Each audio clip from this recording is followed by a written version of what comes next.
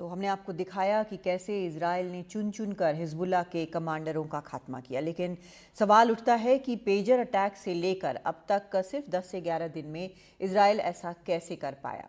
ताकतवर हिजबुल्लाह को आखिर इजराइल ने इतनी जल्दी कैसे तोड़ दिया। तो ये जो तस्वीरें आप देख रहे हैं, ये तस्वीरें हैं इजरायली हमले की बेरूत में। ये तस्वीरें हैं हिजबुल्लाह के हेडक्वार्टर्स पर हमले की, जिस पर एक के बाद एक मिसाइल दागे गए। और इस तक आखिर इजराइल पहुंचा कैसे? असल में बम और गोलों से अलग इसके पीछे इजराइल का खुफिया तंत्र भी है।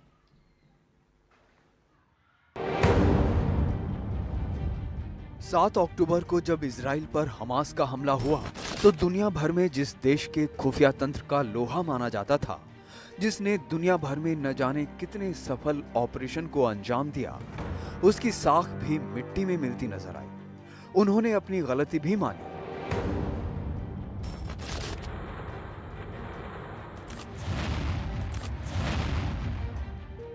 लेकिन पिछले कुछ दिनों में खासकर हिजबुल्लाह पर हमले में उनकी साफ छाप देखी जा रही है।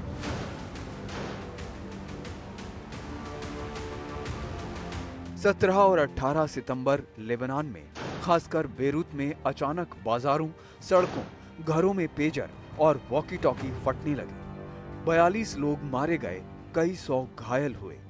न सिर्फ हिजबुल्लाह के लड़ाके मारे गए और ऐसे घायल हुए कि शायद आगे कभी लड़ भी ना सके, बल्कि संचार व्यवस्था भी अस्त व्यस्त हो गई। दबाव ऐसा बना कि किसी भी इलेक्ट्रॉनिक डिवाइस से हिजबुल्लाह बचते नजर आया। लेकिन ये हुआ कैसे? सूत्रों और रिपोर्ट के मुताबिक खुफिया तंत्र के इस्तेमाल से पेजर, वॉकी टॉकी के इस्तेमाल, ऑर्डर वगैरह की जानकारी, शेल कंपनियों के इस्तेमाल से बम किए गए फिट और फिर एक वक्त में इनमें कर दिया विस्फोट। इस बीच इजराइल ने हवाई हमले बढ़ा दिए। हिजबुल्लाह कमांडर कहां छिपे, कहां कर रहे हैं मीटिंग, इसकी जानकारी खुफिया तंत्र को थी। फिर टारगेटेड हवाई हमले, ड्रोन, मिसाइल से बनाया निशाना। दक्षिण लेबनान में आम घरों में छिपाए मिसाइल तक की जानकारी, तस्वीरें तक इनके पास थी। सुरक्षा सूत्रों के मुताबिक इन जगहों पर जमीन पर भी हैं इजराइल को खबर देने वाले लोग। हाल ही में ईरान ने इसी आरोप में कई लोगों को गिरफ्तार किया, पर हमले की जानकारी रखने में नाकाम रहा हिजबुल्लाह। ईरान में इस्माइल हानिये किस कमरे में होगा, ये तक इजराइल खुफिया तंत्र को पता था। एक के बाद एक हिजबुल्लाह के कमांडर मारे जाने लगे। नसरुल्लाह ने माना नुकसान हुआ है, लेकिन ये भी कहा कि हिजबुल्लाह फिर उठ खड़ा होगा।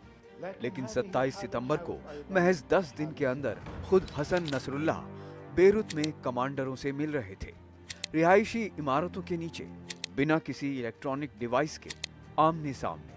उसकी भी खबर इजराइल के खुफिया तंत्र को लग गई और फिर एक के बाद एक लोगों ने उसी जगह पर 15 मिसाइल को हिट करते देखा।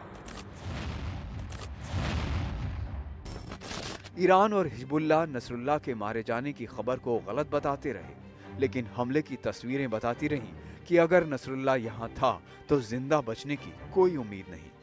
शनिवार को खबर आ गई कि नसरुल्लाह मारा गया। इजरायली मौसाद और सेना ने 10 दिन के अंदर हिजबुल्लाह की कमर तोड़ दी। दिल्ली से कादम्बिनी शर्मा के साथ एनडीटीवी इंडिया।